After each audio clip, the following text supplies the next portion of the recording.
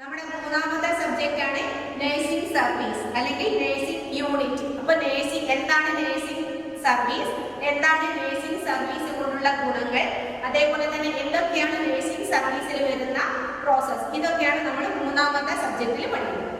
അപ്പൊ നമ്മുടെ സബ്ജക്റ്റ് ഫസ്റ്റിൽ വരുന്ന മൂന്നാമത്തെ പോർഷൻ ആണ് nursing unit and nursing services. എന്താണ് നഴ്സിംഗ് യൂണിറ്റ്, എന്താണ് നഴ്സിംഗ് സർവീസ്? അപ്പൊ നഴ്സിംഗ് സർവീസ് എന്ന് പറഞ്ഞു കഴിഞ്ഞാൽ നമ്മൾ എന്ത് ചെയ്യാം, പ്രായഭേദമന്യേ വലിയ കുഞ്ഞുങ്ങൾ മുതൽ കിടപ്പിലായിട്ടുള്ള രോഗികളെ വരെ അത് അവരെങ്ങനെയുള്ളതായിരിക്കാം, ഒന്നുകിൽ മെന്റലി ഡിസേബിൾഡ് ആയിരിക്കാം, അല്ലെങ്കിൽ ഫിസിക്കലി ശാരീരികമായിട്ട് എന്തെങ്കിലും തരത്തിലുള്ള വൈകല്യങ്ങളായിട്ടുള്ള പേഷ്യൻസ് ആയിക്കോട്ടെ, അവരോട് തീരെ എന്താ പറയാ ഒരു തരത്തിലുള്ള വേദനകൾ നമ്മളൊരു വാക്ക് കൊണ്ടോ പ്രവൃത്തി കൊണ്ടോ അവരെ വേദനിപ്പിക്കാതെ അവർക്ക് വേണ്ടിയിട്ടുള്ള എല്ലാ കാര്യങ്ങളും ചെയ്തു കൊടുക്കുക, വളരെ സ്നേഹത്തോടു കൂടെ അല്ലെ ആത്മാർത്ഥമായിട്ട് ചെയ്യുക നമ്മുടെ സേവനം. അതാണ് ഏതിൽ വരുന്നത്, ഒരു നഴ്സിംഗ് സർവീസിൽ വരുന്നത്. അപ്പൊ ഒരു നഴ്സിംഗ് സർവീസിൽ വരുന്ന ഒരു ഹെൽത്ത് വർക്കർ അല്ലെങ്കിൽ നമ്മുടെ ആരോഗ്യ രംഗത്ത് പ്രവർത്തിക്കുന്ന ഒരു ആശാ വർക്കർ ആയിക്കോട്ടെ, അറ്റ് എനി ആരായിക്കോട്ടെ, അവരെന്ത് ചെയ്യണം, അവർക്ക് വ്യക്തമായിട്ടുള്ള ഒരു എഡ്യൂക്കേഷൻ അല്ലെ ഈ മെഡിക്കൽ ഫീൽഡിനെ കുറിച്ചിട്ട് അല്ലെങ്കിൽ നഴ്സിംഗ് സേവനത്തെ കുറിച്ചിട്ട് എന്ത് വേണം, വ്യക്തമായിട്ടുള്ള ഒരു എഡ്യൂക്കേഷൻ നമുക്ക് ഒന്നെങ്കിൽ നമുക്ക് പറഞ്ഞു കൊടുക്കാൻ, മറ്റുള്ളവരെ ടീച്ച് ചെയ്യാനുള്ള കഴിവ് വേണം,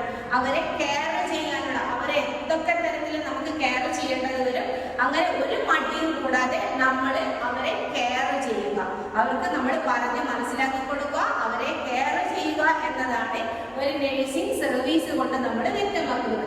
WHO അതായത് വേൾഡ് ഹെൽത്ത് ഓർഗനൈസേഷൻ, ലോക ആരോഗ്യ സംഘടന പറയുന്നത് ഒരു നഴ്സിംഗ് സർവീസ് എന്ന് പറഞ്ഞു കഴിഞ്ഞാൽ കംപ്ലീറ്റ് ഒരു മെഡിക്കൽ കോർഡിനേഷൻ രംഗത്തുള്ള എല്ലാ പ്രവർത്തനങ്ങളും ഒരേ രീതിയിൽ ഒരേ സമയത്ത് എല്ലാവർക്കും തുല്യമായി ചെയ്തു കൊടുക്കുക. അവരുടെ പ്രവർത്തനങ്ങൾ എന്തായിരിക്കണം, സേവനം ഒരുപാട് വിലമതിക്കുന്നതാണ്. അത്തരം സംഘടനകളിൽ പ്രവർത്തിക്കേണ്ട വരുന്ന ഒരു വ്യക്തിയാണ് എപ്പോഴും നമ്മുടെ ഏതിൽ വരുന്നത്, ഒരു നഴ്സിംഗ് യൂണിറ്റിൽ വരുന്നത്. നഴ്സിംഗ് സർവീസ് അല്ലെങ്കിൽ ഒരു നഴ്സിംഗ് പ്രൊഫഷൻ എന്ന് പറയുന്നത് എന്താണ്, nursing profession is considered as A caring profession. എന്താണ്, നമ്മുടെ കെയർ ചെയ്യുക, ഒരു പേഷ്യന്റിനെ കെയർ ചെയ്യുക. അതേപോലെ തന്നെ ഒരു nurse, the nurse is defined as A person. Nurse എന്ന് പറയുന്നത് എന്താണ്, ഒരു വ്യക്തിയാണ് അല്ലെ, അതായത് യാതൊരുവിധ ലാഭോ ഇച്ഛകളും അല്ലെ ഒരു തരത്തിലുള്ള എന്താ പറയാ പ്രതിഫലവും പ്രതീക്ഷിക്കാതെ തന്റെ സേവനങ്ങൾ ചെയ്യുന്ന ഒരു വ്യക്തിയാണ് നമ്മൾ എന്ത് പറയുന്നത്, നേഴ്സ് എന്ന് പറയുന്നത്. എന്താണ് നഴ്സിംഗ് സർവീസ്? നഴ്സിംഗ് സർവീസ് എന്ന് പറഞ്ഞാൽ nursing service is the part of the total health organisation which aims at satisfying the nursing needs of the patient's community. അതായത് ഒരു പേഷ്യൻസിനെ അല്ലേ, അതായത് എന്ത് ചെയ്യാൻ നഴ്സിംഗ് സർവീസ് ഒരു എന്താ പറയാ ഒരു ഹെൽത്തിന്റെ ടോട്ടൽ ഹെൽത്ത് നമ്മുടെ ലോക ആരോഗ്യ സംഘടനയുടെ അല്ലെങ്കിൽ ഒരു ഹെൽത്ത് എഡ്യൂക്കേഷൻ ആയിട്ട് അല്ലെങ്കിൽ ഒരു ഹെൽത്ത് സർവീസുമായിട്ട് ബന്ധപ്പെട്ട് തന്റെ സേവനങ്ങളെല്ലാം തന്നെ ഒരു സമൂഹത്തിന് വേണ്ടി നൽകുക എന്നതാണ് നമ്മൾ ഒരു നഴ്സിംഗ് സർവീസ് കൊണ്ട് മനസ്സിലാക്കുന്നത്. അതായത് nursing service is the part of the total health organisation.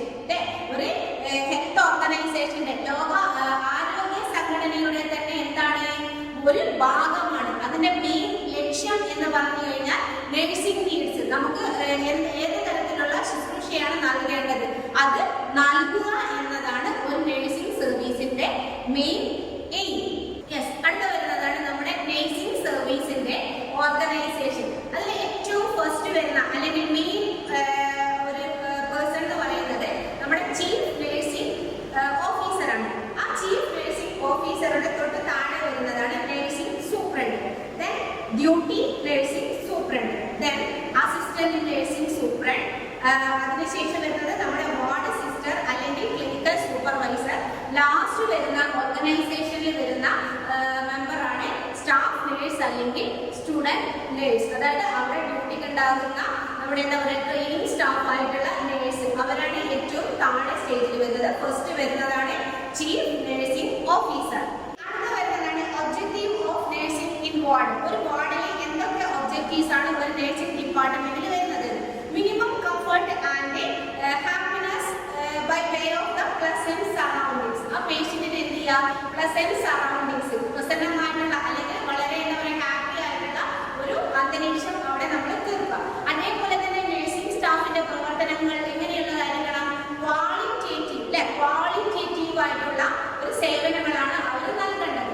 അതേപോലെ തന്നെ ആക്യുറേറ്റ് അസസ്മെന്റ് ഓഫ് ഇൽനെസ്, രോഗത്തെ കുറിച്ചിട്ട് ആക്യുറേറ്റ് ആയിട്ടുള്ള ഒരു അസസ്മെന്റ് ഉണ്ടാക്കണം. അതേപോലെ തന്നെ ആഡിക്വേറ്റ് മെറ്റീരിയൽ റിസോഴ്സസ്, ആ നഴ്സിംഗ് ഡിപ്പാർട്ട്മെന്റിൽ എന്തൊക്കെ തരത്തിലുള്ള മെറ്റീരിയൽസ് ആവശ്യമുണ്ടോ ആ മെറ്റീരിയൽസ് അവിടെ ആഡിക്വേറ്റ് ആയിട്ട് കാണപ്പെടണം.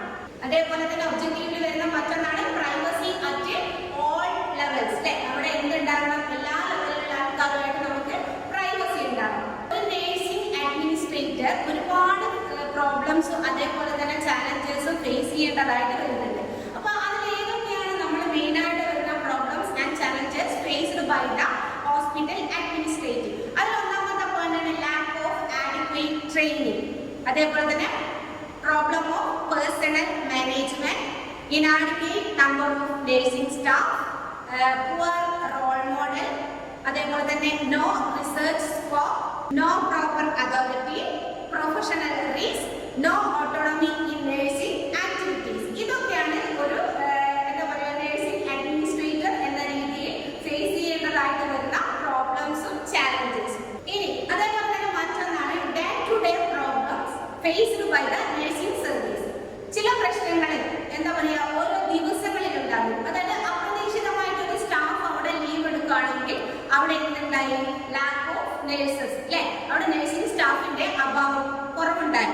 അതേപോലെ തന്നെയാണ് negative attitude, lack of training, lack of team approach. ഇതൊക്കെ നമ്മൾ ഒരു നഴ്സിംഗ് സർവീസിൽ ഡേ ടു ഡേ പ്രോബ്ലംസ് ആയിട്ട് നമുക്ക് ഫേസ് ചെയ്യേണ്ടതായിട്ട് വരുന്നുണ്ട്.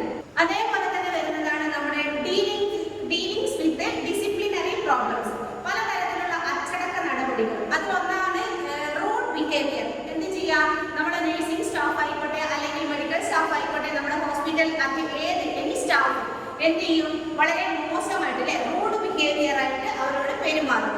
അതേപോലെ തന്നെ ഏർലി ഗോയിങ്, നമ്മൾ ഡ്യൂട്ടി ചെയ്യുന്ന സമയത്ത് ലേറ്റ് ആയിട്ട് വരിക, അതേപോലെ തന്നെ നമ്മൾ പെട്ടെന്ന് എന്ത് ചെയ്യുക? തിരിച്ചു പോവുക, നമ്മുടെ യൂണിഫോം ധരിക്കാതിരിക്കുക. അതേപോലെ തന്നെ ഈ പേഷ്യൻസിന്റെ കയ്യിൽ നിന്ന്, രോഗികളുടെ കയ്യിൽ നിന്ന് എന്ത് ചെയ്യുക? നമ്മൾ വിലപിടിപ്പുള്ള വസ്തുക്കളൊക്കെ അവരുടെ കയ്യിൽ നിന്ന് കൈക്കൂലിയായിട്ട് നമ്മൾ വാങ്ങിക്കുക, പേഷ്യന്റിന്റെ അടുത്ത് തെറ്റായിട്ടുള്ള ഫാൾസ് ഇൻഫർമേഷൻസ് കൊടുക്കുക. നമ്മുടെ ഹോസ്പിറ്റൽ ആയിക്കോട്ടെ, ഹോസ്പിറ്റൽ സ്റ്റാഫ് ആയിക്കോട്ടെ, ആര് തന്നെയാണെങ്കിലും ഇതൊക്കെ എന്തിൽ വരുന്നതാണ്? നമ്മുടെ ഡിസിപ്ലിനറി പ്രോബ്ലംസ്, അച്ചടക്ക നടപടികളാണ്. ഇതിനെതിരെ നമ്മൾ എന്ത് ചെയ്യും? അവർക്ക് ആക്ഷൻ എടുക്കും. ആദ്യം നമ്മൾ അവരോട് എന്ത് ചെയ്യും? അവർക്കൊരു ഇൻഫർമേഷൻസ് കൊടുക്കും അല്ലെ, ആ ഇൻഫർമേഷൻ കൊടുത്തിട്ട് അവരോട് പറയും നിങ്ങളെ കുറിച്ചിട്ട് ഇങ്ങനൊരു കംപ്ലൈന്റ് കിട്ടിയിട്ടുണ്ട്. അത് ആ വ്യക്തിക്ക് മനസ്സിലായിട്ടില്ലെങ്കിൽ നമ്മൾ അവർക്ക് എന്ത് കൊടുക്കും? മെമ്മറാണ്ടം കൊടുക്കും അല്ലെ. മെമ്മറാണ്ടം കൊടുത്തിട്ടും അവർക്ക് മനസ്സിലായിട്ടില്ലെങ്കിൽ നമ്മൾ അവരെ എന്ത് ചെയ്യുന്നു? ആ ജോലിയിൽ നിന്നും സസ്പെൻഡ് ചെയ്തിട്ട് അത് ലാസ്റ്റ് എന്തിലേക്ക് എത്താം? അവരെ ഡിസ്മിസ് ചെയ്യൽ വരെ എത്തും. ഇതൊക്കെയല്ല അല്ലെങ്കിൽ ഇത്തരത്തിലുള്ള ഒരുപാട് ഡിസിപ്ലിനറി പ്രോബ്ലംസും നമ്മൾ ഫേസ് ചെയ്യേണ്ടതായിട്ട് വരുന്നുണ്ട് ഈ നഴ്സിംഗ് സർവീസിൽ തന്നെ.